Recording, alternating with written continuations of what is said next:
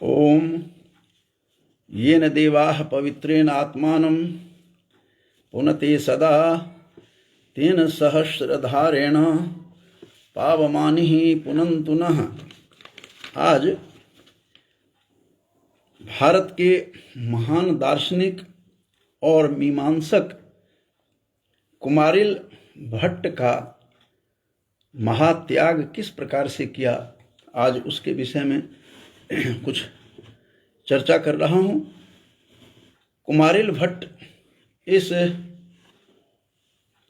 युग का ही नहीं अपितु भारतवर्ष नहीं अपितु संपूर्ण विश्व का एक ऐसे प्रसिद्ध दार्शनिक के रूप में हमारे समक्ष आते हैं, जो मीमांसा दर्शन का उन्होंने इस संसार में डिमडिम घोष किया और उन्होंने इतना बड़ा त्याग वैदिक धर्म के लिए किया जो विश्व में ऐसा कोई भी नहीं कर सकता है, न कभी सुना गया न कभी देखा गया। इस प्रकार से उनका किस प्रकार त्याग था और वह त्याग भी प्रयाग में यह त्याग था उनका, और किस प्रकार से तुशानल में वो आत्मदाह किया था। इससे पूर्व मैं बता दूं कि कुमारिल भट्ट का पूर्व नाम इनका आदि भट्ट था। इन्होंने वैदिक धर्म की रक्षा के लिए अपना नाम का परिवर्तन किया था और छद्म रूप में बौद्ध धर्म को अपनाकर और गुरु से बौद्ध धर्म सीखने गए। तो इस उनका ऐसे महान विभूति कुमारिल भट्ट का जन्म मिथिला के एक गांव में, मिथिला के गांव में उनका जन्म होता है और मिथिला में भटपुरा, जो वर्तमान में भटौरा के निवासी हैं, भटौरा है मूल रूप से आज, और बिहार के ब्राह्मणों में मूल और गोत्र की भी अलग अलग व्याख्या होती है।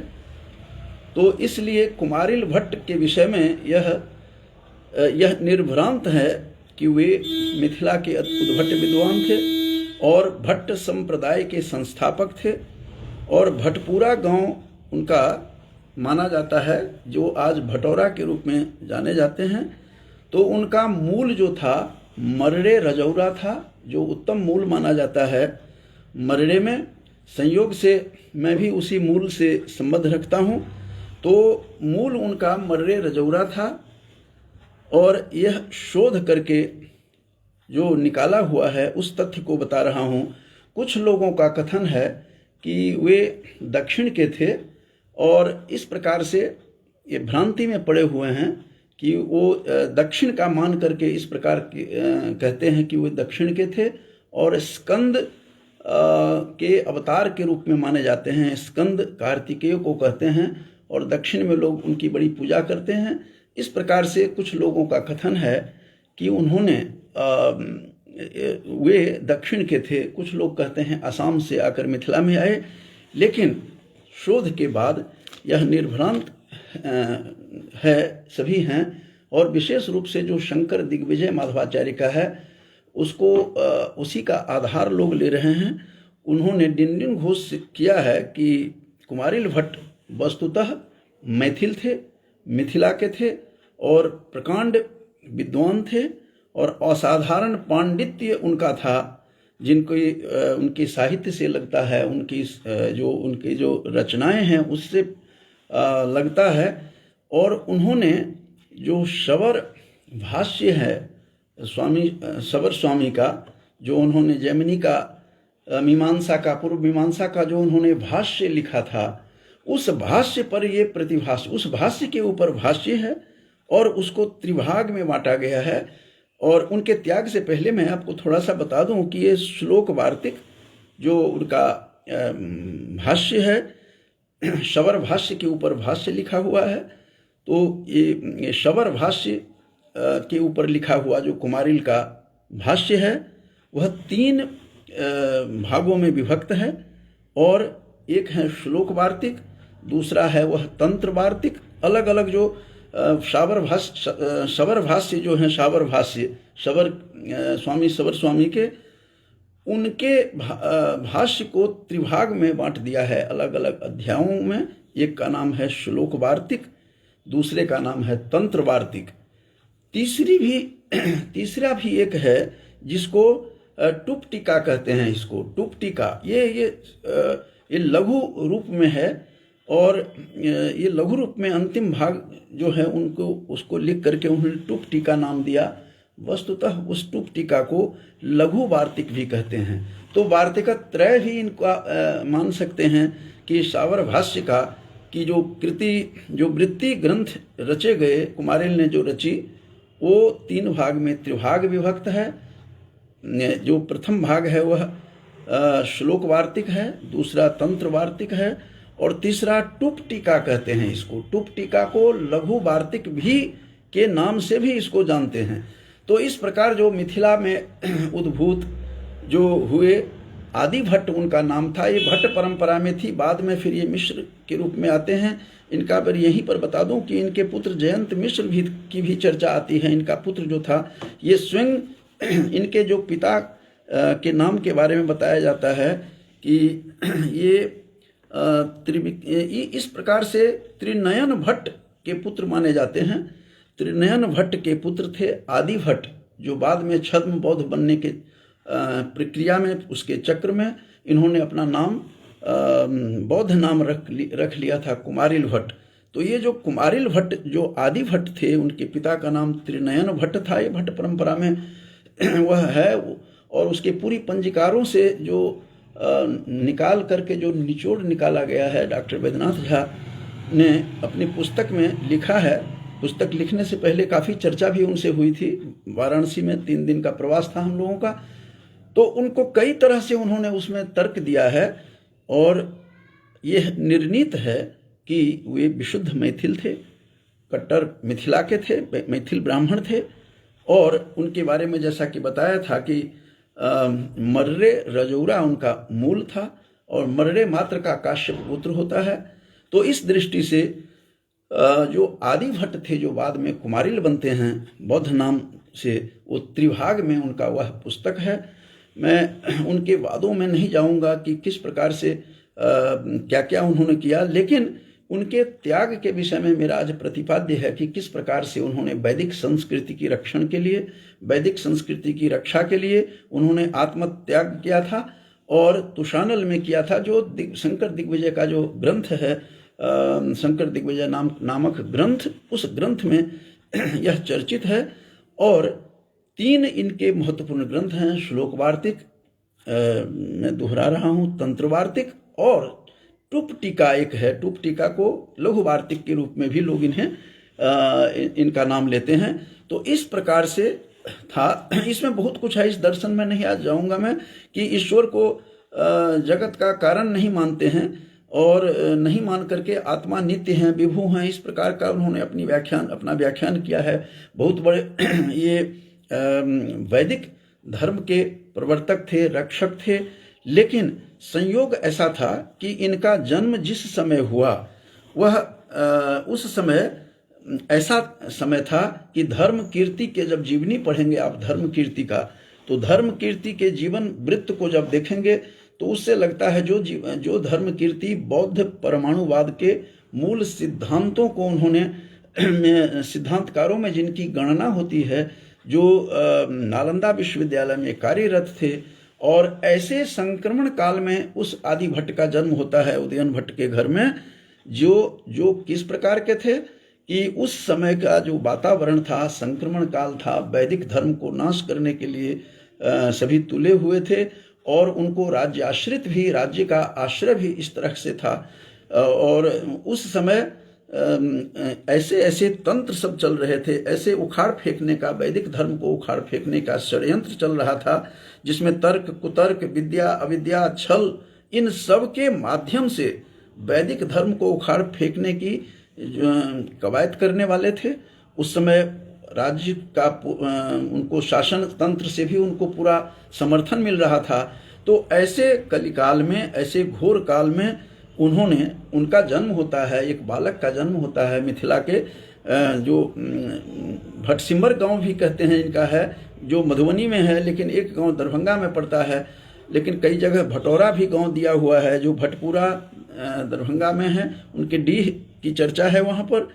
और इस प्रकार के भटसिमर भी गांव कहते हैं, भटौरा भी कहते हैं, जो भी हैं भट्ट के कारण से उस गांव का नाम इस प्रकार से रखा गया होगा। ऐसे संक्रमण काल में कुमारिल का जन्म होता है, जो श्लोक वार्तिक, तंत्र वार्तिक और लघु वार्तिक जो टुक टीका है ऐसे लिखने वाले, शावर भाष्य के ऊपर भाष्य लिखने वाले, जो जैमिनी की पूर्व मीमांसा का जो ग्रंथ था उस ग्रंथ के ऊपर भाष्य के ऊपर प्रतिभाष्य भाष्य लिखने वाले, जो जयंत मिश्र के पिता के रूप में भी कुमारिल जाने जाते हैं। फिर बाद में इनकी मिश्र परंपरा चलती है। इसमें त्रिनयन भट्ट के जो पुत्र के रूप में जो आदि भट्ट जब जन्म लेते हैं और उन्होंने बहुत ऐसा काम किया है, बताया जाता है कि जो भवभूति भी उनके शिष्य रहे हैं। इनकी शिष्य परंपरा भी लंबी है, जिसमें मंडन मिश्र भी हैं, जिसमें प्रभाकर मिश्र भी हैं। मैं लगे हाथ ये बता भी दूं यहीं कि ये जो उसकी जो ये परंपरा से जो बातें कही जा रही है कि प्रभाकर मिश्र उनके शिष्य थे, कुमारिल भट्ट के शिष्य प्रभाकर थे। प्रभाकर मिश्र प्रभाकर गुरु के नाम से भी प्रसिद्ध हुए। और इनके बारे में कहा जाता है कि एक बार कहीं निकल रहे थे रास्ते से और तो उन्होंने पूछा बच्चों को खेलते हुए कि कितना दूर होगा गांव। तो बालक जो था 4-5 साल का बालक, वो बोल उठता है, वह प्रभाकर मिश्र था, कि आप किस तरह के बुजुर्ग हैं, किस तरह के वयोवृद्ध हैं, जो आपको इतना तक भी ज्ञान नहीं है कि गांव नज़दीक होगा तभी हम यहाँ पर खेल रहे हैं। इससे अचंभित हुए उसको ले जाते हैं अपने घर और उनको मांगते हैं उसके पिता से और अपने पास ले जाते हैं। कुछ लोग कहते हैं नहीं, उनके समकालीन नहीं थे, वो अलग मत के थे। मैं उस चक्र में नहीं पढ़ना चाहता, लेकिन ये दोनों मिथिला के थे, दोनों मैथिल थे। प्रभाकर मिश्र एक बार बहुत संकट में पड़े हुए थे, अपनी पुस्तिकाओं को छोड़ करके चले गए थे, कुछ लिख नहीं पा रहे थे, समझ नहीं आ रही थी कि मैं क्या लिखूं और गलत, और उनके दिमाग में कुछ नहीं दिमाग काम नहीं कर रहा था। तो कहा जाता है, ये भी साथ में बता दूं, प्रभाकर मिश्र की जो घटना है, तो ये पुनरुक्ति दोष में वो फंसे हुए थे, उसको उन्होंने दूर किया था उनके शिष्य ने, कि ये बड़ा गूढ़ विषय है कि पूर्वम तुनोक्तम और अधुना अपि नोक्तम। ये जो कहा गया है कि पूर्वम तू शब्द के तृतीय एक वचन में तुना होता है, तो तुना उक्तम, और अपि ना उक्तम, अपि शब्द के तृतीय एक वचन में अपिना उक्तम। जैसे कपिना होगा, अब कपि शब्द से उसी तरह से तू का भी है, तो अपिना उक्तम। इस तरह से पौनरुक्तीय जो दोष था, इसको पदच्छेदो व्यलेख, ऐसी चर्चा आती है कि उन्होंने जो पदच्छेद करके उसको बताया कि अत्र तू ना उक्तम, अत्र तू ना उक्तम, तत्र अपिना उक्तम, अत्र पूर्वम तू ना उक्तम, अत्र और अधुना अपिना उक्तम। ये अपि और तुना का पदच्छेद करके पुनरुक्ति दोष को दूर किया था। बड़े अचंभित हुए और प्रभाकर मिश्र को गुरु की उपाधि मिली, गुरु प्रभाकर के रूप में। इस प्रकार से संक्रमण काल में इनका उद्भव होता है। मैं अपने प्रतिपाद्य पर आ रहा हूं कि किस प्रकार से वैदिक धर्म के लिए परित्याग किया, बहुत बड़ा त्याग करते हैं, बहुत बड़ा याग हुआ है इनके लिए। और यह भी याग प्रयाग में हुआ था। और प्रयाग का जो मेरा जो अभी काव्य चल रहा है, जो 2500 से पद्य ऊपर हो गए हैं मिथिला महात्म का, उसमें महात्म में मैंने इसका भी प्रयोग किया है कि कहा जाता, उसमें मैंने दिया है कि सृष्टि के बाद प्रथम याग विरंच ने किया, प्रथम याग, इसीलिए नाम हुआ पड़ा प्रयाग। विरंच ब्रह्मा ने प्रथम याग किया था इसी प्रयाग में, जिसके कारण से ये प्रयाग नाम पड़ा है। इसीलिए प्रयाग की चर्चा हुई है कि उन्होंने आत्मदाह जो किया कुमारिल ने, वहीं आकर के किया। अब कुमारिल के आत्मत्याग और बलिदान, आत्मत्याग और बलिदान और महादान किस तरह से किया वैदिक धर्म के लिए, वैदिक धर्म के संरक्षण के लिए, और किस प्रकार से किया। इनके सारे काव्यों, इनके बहुत बड़े कवि थे, जिनके श्लोक वार्तिक को जब मैं पढ़ रहा था तो आश्चर्यचकित करता है उनकी काव्य शैली, कवित्व शक्ति। श्लोक वार्तिक में भी उनके कारिकाओं से पता चलता है। तो इस प्रकार से उन्होंने उसमें पता लगता है कि किस प्रकार से बौद्ध धर्म को उन्होंने अपनाया और कैसे बौद्ध धर्म का खंडन किया है। खंडन करने के बाद एक दिन की कहानी अब बताता हूँ कि एक बार ये बनारस की गली से गुजर रहे थे, बीथिका से निकल रहे थे, तो उनके ऊपर कुमारिल भट्ट के ऊपर कुछ बूंद अश्रुपात हुआ। उस महल के तुंग शिखर से, ऊंची चोटी से राजकुमारी रो रही थी और उनके अश्रुपात उनके ऊपर होता है और वो बड़े घबराते हैं। उन्होंने देखा कि क्या है, हे राजकुमारी, आप किस लिए रो रही हैं? आपका सब कुछ है, समर्थ हैं आपके, सब कुछ साम्राज्य में सब कुछ है, लेकिन रो रही हैं, कारण क्या है? तो उन्होंने कहा कि आप जैसे विद्वानों के रहते हुए वैदिक धर्म का जो है वैदिक धर्म समाप्त प्राय हो रहा है, तो इसके लिए कौन अब चिंतन करेगा? कोई चिंतन करने वाला इस वैदिक धर्म का नहीं है, इतदर्थ मैं रो रही हूँ।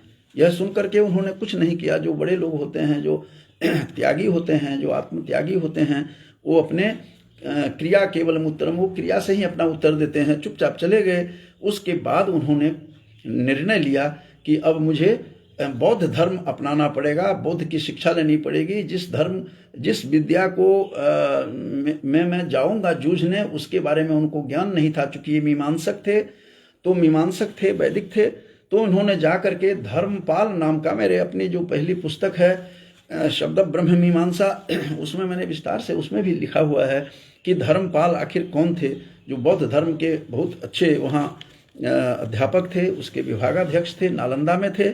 और नालंदा विश्वविद्यालय के जो उद्भट धर्मपाल थे बौद्ध धर्म के, उस बौद्ध धर्म के धर्मपाल ने के साथ जाकर के उन्होंने जो आदिभट्ट था, ये क्यों नाम बदला, आदिभट्ट ने अपना नाम परिवर्तन करके उसने नाम बदल लिया, उसने कुमारिल रखा, बौद्ध नाम भी तत्सम रखा। और तब जाकर के उन्होंने उनके पास गए, धर्मपाल के पास, और कहा कि मैं बुद्ध धर्म की शिक्षा लेना चाहता हूँ, बुद्ध साहित्य को पढ़ना चाहता हूँ। और वहाँ से उन्होंने धर्मपाल, जैसा कि मैंने बताया है कि उस समय बौद्ध धर्म इतना पीक पर पहुंचा हुआ था, वो तुंग शिखर पर था और स्पर्श कर रहा था, आकाश स्पर्श कर रहा था, क्योंकि राज्य का भी सहयोग उसी को मिल रहा था। और यत्र तत्र येन केन प्रकारेण आपी तर्क कुतर्क विद्या अविद्या सबका प्रयोग किया जा रहा था और सबका प्रयोग करके उखाड़ने का प्रयास हो रहा था वैदिक धर्म का। इसलिए उन्होंने जाकर के अपना नाम बदला और पूरी शिक्षा ली, बौद्ध धर्म का ज्ञान लिया। उसके बाद गुरु शिष्य में शास्त्रार्थ छिड़ जाता है धर्मपाल के साथ। और धर्मपाल जो थे, बौद्ध के साहित्य के जो अध्यक्ष थे, विभागाध्यक्ष थे, प्रधानाचार्य भी कई जगह आया है, मैंने अपनी पुस्तक में लिखा है। और आश्चर्य हुआ वहाँ उनको कि ये किस प्रकार से शास्त्रार्थ कर रहा है। उनको बाद में उनको समझ में आई, उनके गुरु को, कि ये क्यों लड़ रहा है। और अंत में ये भी तय हुआ था कि जो इस विषय में हारेगा वह अपने धर्म, जो हारेगा उस धर्म को अपना लेगा। ऐसी स्थिति में कुमारिल जो था, कुमारिल भट्ट जो आदि भट्ट से परिवर्तित रूप था, तो उन्होंने अपना नाम बदला और उनको हरा दिया। हराने के बाद कितना बड़ा द्वेष उस विद्वत समाज में था, ये भी झलक मिलती है उसमें। तो उसमें उन्होंने कहा कि अपने शिष्यों से धर्मपाल ने कहा कि इस बालक को, इस व्यक्ति को उठा करके पर्वत से फेंको। तो वहाँ से उनको पर्वत से फेंका गया। संयोग ऐसा था कि वो बच गए। कुमारिल भट्ट को थोड़ी बहुत चोट आई और वो स्वस्थ रहे, ठीक रहे। उसके बाद उन्होंने अध्ययन करने के बाद पूरा खंडन किया है, जो वार्तिक, श्लोक वार्तिक से पूरी झलक मिलती है कि बौद्ध धर्म के जो खिलाफ उन्होंने लिखा और वैदिक धर्म की स्थापना की। स्थापना करने के बाद उनके मन में विराग पैदा हुआ कि मैंने गुरु के साथ द्रोह किया है। ये आज के युग में, इस पीढ़ी में इस बात को समझने वाला कौन है? सनातन धर्म की बातें कही जा रही है, लेकिन कैसे वैदिक धर्म के लिए उन्होंने अपना सर्वस्व त्याग कर दिया था कुमारिल भट्ट ने। ऐसे दार्शनिक थे, ऐसे विद्वान थे, ऐसे मीमांसक थे। तो उन्होंने प्रण लिया कि अब मैं तुशानल में जल करके मरना चाहता हूँ। तुशानल कहते हैं हस्क, पैडी हस्क को, हस्क ऑफ द पैडी। ये धान का जो भुस्सी होती है, उस भुस्सी में वो अपना रख करके और आग लगा ली। क्योंकि उसकी जो भुस्सी जो होती है, उसमें जो आग लगती है वो बहुत ही दुखदाई और जल्दी जलने का काम करता है। तो इसलिए उन्होंने तुषानल का प्रयोग आया है माधवाचार्य ने जिसका किया है। यदि माधवाचार्य के इस शास्त्रार्थ का सब कुछ का खंडन करते हुए दिख रहे हैं डॉक्टर वैद्यनाथ झा के पुस्तक में, लेकिन विशेष रूप से जो उन्होंने अपने जलने की कहानी आई है, वो जल कहाँ रहे थे? प्रयाग में। ये प्रयाग में उन्होंने ये काम किया था, जहाँ प्रथम याग किया था ब्रह्मा ने सृष्टि के बाद, इसीलिए प्रयाग नाम पड़ा। उसी प्रयाग में ये आत्मदाह के लिए वहाँ कर रहे हैं। आज भी वहाँ आप देखेंगे जाकर के तो शंकर विमान मंडप के नाम से आज भी वहाँ पर एक मंडप है प्रयाग में। जो लोग गए हैं वो देखेंगे, जो नहीं गए हैं उनकी कोई बात नहीं है। तो इस प्रकार से शंकर विमान मंडप में उन्होंने तुषानल में जल गए थे और तुषानल में जला लिया अपने आप को, क्योंकि मैंने गुरु के साथ द्रोह किया है।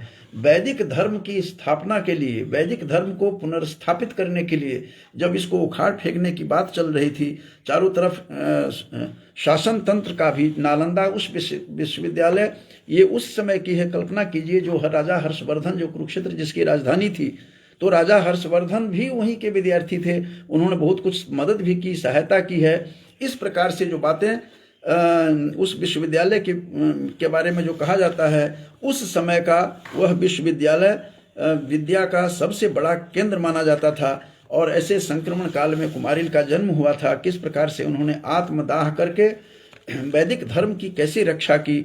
और ये थोड़े से ये मेरा आज का प्रतिपादित था, लेकिन साथ में ये भी बता दूं कि उन्हीं दिनों शंकराचार्य यात्रा पर थे, मिथिला के यात्रा पर थे। वो बनारस में आए थे। बनारस में उनको बड़ी भ्रांति हुई है। आगे जाकर के 3 वहाँ पर जो कुछ घटनाएं हुई अपने अनुयायियों के साथ, मणिकर्णिका घाट पर कुछ दर्शन दिया शिव ने चंडाल रूप में। उन्होंने कहा दूर हटो। उन्होंने कहा कौन हटेगा? तो आत्मा तो अदृश्य है और शरीर जो है नश्वर, ये शरीर का तो निर्जीव है। आत्मा निकल जाए तो शरीर का कोई अस्तित्व तो नहीं है, तो निकलेगा कौन? तो बाद में उन्होंने अपना रूप दिखाया शिव ने और उनको बताया कि तुम समदर्शी नहीं हुए हो अभी सभी प्राणियों में। और वहाँ से फिर निकलते हैं तो व्यास, तो चिरंजीवियों में नाम आता है। सब सप्त चिरंजीवियों में व्यास से मुलाकात होती है। व्यास से, वेद व्यास से शास्त्रार्थ होता है शंकर का। और तब शंकर को वेद व्यास ने कहा कि तुम जो लिख रहे हो भाष्य, उन भाष्यों का जो समर्थन करवाना है, प्रमाणित करवाना है, तो वहाँ पर एक कुमारिल भट्ट हैं, उसके पास जाओ। और उसके पास समय बहुत कम है, तुम जाओ भाग करके। वहाँ जाते हैं तो उनका अर्धांग जल चुका था, आधा अंग जला हुआ था कुमारिल का। उन्होंने कहा मैं अपने तपोबल से तुम्हें स्वस्थ करता हूँ। ये सारी कथा दिग्विजय जो शंकर दिग्विजय है इनका, माधवाचार्य का, उसमें सब कुछ लिखा हुआ है। तो इस प्रकार से उन्होंने कहा कि मैं अपने तपोबल से तुझे स्वस्थ करता हूँ, आप मेरा ये देखिए मैं जो लिखा हूँ भाष्य। तो उन्होंने कहा कि अब मेरा जो है काल समाप्त हो गया है। और उन्होंने सारी बातें बताई कि मैंने गुरु के साथ द्रोह किया है। जैसे भी थे मैंने गुरु से ज्ञान लिया था, बौद्ध ज्ञान, बुद्ध साहित्य का ज्ञान लेकर के मैं उससे युद्ध किया हूँ, उनसे वाक युद्ध हुआ है, उनको मैंने नाराज किया, लेकिन ये ठीक नहीं हुआ है। इसीलिए गुरु से ज्ञान लिया है। तो इसीलिए तुम ऐसा करो, तुम मेरे पास अब समय नहीं है, अब समापन काल में तुम आए हो, अब मैं शरीर का अंत हो रहा है, मैं जीना नहीं चाहता, चूंकि प्रायश्चित तभी होगा, कर पाऊंगा मैं जब तक कि मैं आत्मदाह न कर लूं। इस प्रकार से वो चले जाते हैं। फिर कहते हैं मेरा शिष्य है, और इनकी शिष्य परंपरा बड़ी लंबी है। प्रभाकर मिश्र थे, अर्थसारथी मिश्र भी हैं, बहुत सारे इनके गुरु परंपरा में, भट्ट की जो साहित्य परंपरा में बहुत लोग थे। और उन्होंने कहा कि जाकर के तुम भारती होगी वहाँ, और एक भारती जो मेरी शिष्या है, मेरी बहन भी है, और उसके बाद मंडन मिश्र मेरा बहनोई भी है, मेरा विद्यार्थी भी है, सकल शास्त्र वेत्ता हैं, वो तुम्हारा जो भी कुछ तुम्हारे पास है वो वही देख सकते हैं। फिर वो मंडन मिश्र के पास शंकर वहाँ जाते हैं, उसकी फिर वो लंबी कथा है, उस कथा में नहीं जाना चाहता कि किस प्रकार से शास्त्रार्थ हुआ, भारती ने कैसे मध्यस्थता की, फिर काम शास्त्र में वो हारने लगते हैं, फिर एक अमरूक राजा के मरणासन्न थे, उनमें कैसे प्रविष्ट होते हैं, जबकि यह कोई भी सन्यासी किसी स्त्री के साथ संभोग के अवस्था में कैसे जा सकता है। ये बातें सब अनर्गल लगती है, इसमें कोई शक नहीं है कि एक सन्यासी का उस रूप में जाकर के उसका जो आश्रम भ्रष्ट होता है, तो ऐसा नहीं हो सकता है। लेकिन कथा के अनुसार यही है। फिर वहाँ से वो अपने शरीर में आते हैं, फिर शास्त्रार्थ करके काम शास्त्र में भी भारती को पराजित करते हैं। और वही मंडन मिश्र जो थे बाद में सुरेश्वराचार्य बनते हैं, जिनके कुरुक्षेत्र में भी बना हुआ है चारों जो है उनके 4 पीठ की कैसे शंकर ने स्थापना की। मैं उसमें जाना नहीं चाहता। लेकिन आज का जो मेरा प्रतिपाद्य था कि कुमारिल भट्ट जो आदि भट्ट से कुमारिल भट्ट बने, उन्होंने वैदिक धर्म के लिए अपना आत्म त्याग कैसे किया था। प्रयाग में अपने शरीर को उन्होंने तुषानल में भूसी में जला करके अपने आप को आत्मदाह कर लिया, गुरुद्रोह किया था। लेकिन अपने उसके लिए अच्छा रानी भी कैसी होती थी, राजकुमारी कैसी थी, वो काशी की नरेश जिनकी कन्या रो रही थी, वो कैसे लोग रहे होंगे जिनको वैदिक धर्म के लिए कितनी चिंता थी।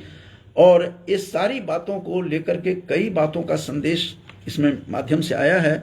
लेकिन मेरा आज का प्रतिपाद्य केवल इतना भर था कि कुमारिल भट्ट ने किस प्रकार से वैदिक धर्म की रक्षा के लिए, जैसा कि मैंने बताया था कि संक्रमण काल में उनका जन्म हुआ था, इस प्रकार का काल था कि वेदोच्छेद की परिस्थिति थी, वेदों का जी की संस्कृति का उच्छेद कर रहा था, जिसके लिए यजुर्वेद डिंडिम घोष करता हुआ कहता है, यजुर्वेद कहता हुआ दिखाई दे रहा है कि सा प्रथमा संस्कृति विश्ववारा, ये 7-14 जो मंत्र है यजुर्वेद का, कहते हैं कि वह जो वैदिक संस्कृति है, सा प्रथमा संस्कृति विश्ववारा, विश्ववर्णीय संस्कृति है हमारी, जिसके लिए डिंडिम घोष यजुर्वेद कर रहा है। ऐसी संस्कृति के संरक्षण के लिए किस प्रकार से भटपुरा में जो जन्मे थे, एक मिथिला में जिसके डीह आज भी हैं, भटसिमर भी इनको गांव भी कहते हैं, और अलग अलग से रूप में इसका नाम दिया जा रहा है। तो जो भी थे ये भट्ट परंपरा से कैसे आए थे और किस मूल में जन्म लिए थे, ये सारी बातें मैंने बताई है आपको। ऐसे नालंदा के प्रोफेसर धर्मपाल को उन्होंने हराया जो उनके गुरु थे। फिर उसके गुरु को द्रोह होने के कारण उनको लगा कि यह दोष है, इस दोष से मुक्ति तभी हो सकती है जब मैं आत्मदाह करूंगा। तो आत्मदाह करके कैसे कुमारिल भट्ट ने उनकी संपूर्ण भारतवर्ष की नहीं बल्कि विश्व की जो सर्वप्रथम पुस्तक है, सर्वप्रथम वेद जो है दुनिया की सबसे पहली पुस्तक है, जिसको नासा ने भी स्टैंप लगा दिया है कि यह प्रथम पुस्तक है विश्व के पुस्तकालयों की। तो ऐसे वैदिक धर्म की जो है की रक्षा के लिए किस प्रकार से यह काम हो रहा है। तो ऐसे वेदों का आज भी वेदों के उद्धार के लिए तरह तरह से वेद विद्या प्रतिष्ठान से 13, 14, 15 कुरुक्षेत्र में भी वैदिक सम्मेलन है, उसमें मैं वैदिक संस्कृति के ही ऊपर मेरा व्याख्यान होगा। तो इस प्रकार से आज मैंने क्या त्याग किया वेद के लिए, वेदों के लिए, वैदिक संस्कृति के लिए, वैदिक साहित्य के लिए, वैदिक धर्म के लिए किस प्रकार का महादान दिया, अपने आत्म त्याग करके दिया। आज इन्हीं शब्दों से मैं अपने वाणी को विराम देने से पहले अभी मेरे गांव से आचार्य ऋषिकेश झा जी भी जुड़े हुए हैं, इनके विद्वान पिता के पुत्र हैं, और वंदना झा जो मुँहबोली बहन भी है हमारी, ये भी पुणे से शायद बोल रही होगी, और अनिल कुमार गुप्ता जी भी हैं, उनको भी मैं साधुवाद देता हूं। और मेरा पटना विश्वविद्यालय के रिसर्च स्कॉलर रवि चौरसिया भी हैं, मेरे शिष्य कल्प हैं, वो भी वहाँ से पटना से जुड़े हुए दिखाई दे रहे हैं। तो मैं इन सबको कोटिशः धन्यवाद ज्ञापन करते हुए आज का जो मेरा प्रतिपाद्य था कि किस प्रकार से आदि भट्ट से कुमारिल भट्ट बने, कैसा आत्मत्याग किया, किस परिस्थिति में जन्म हुआ, किस प्रकार के विद्वान थे, 3 और सावर भाष्य के ऊपर इन्होंने अपने जो भाष्य लिखे हैं, जो उससे पहले सावर भाष्य का कोई महत्व नहीं था, जो महत्व के प्रतिपादन किया है इन्होंने। ऐसे श्लोक वार्तिक, तंत्र वार्तिक और टुप टीका, अर्थात टुप टीका को लघु वार्तिक भी कहते हैं, ऐसे वार्तिक त्रय के रचयिता ने कैसे वैदिक धर्म की रक्षा के लिए अपनी जान भी दे दी उन्होंने। तो उसके विषय में मेरा कुछ प्रतिपाद्य आज था यही। तो इन्हीं शब्दों के साथ मैं अपनी वाणी को विराम देता हूँ। बहुत बहुत धन्यवाद। वैदिक धर्मो विजयते।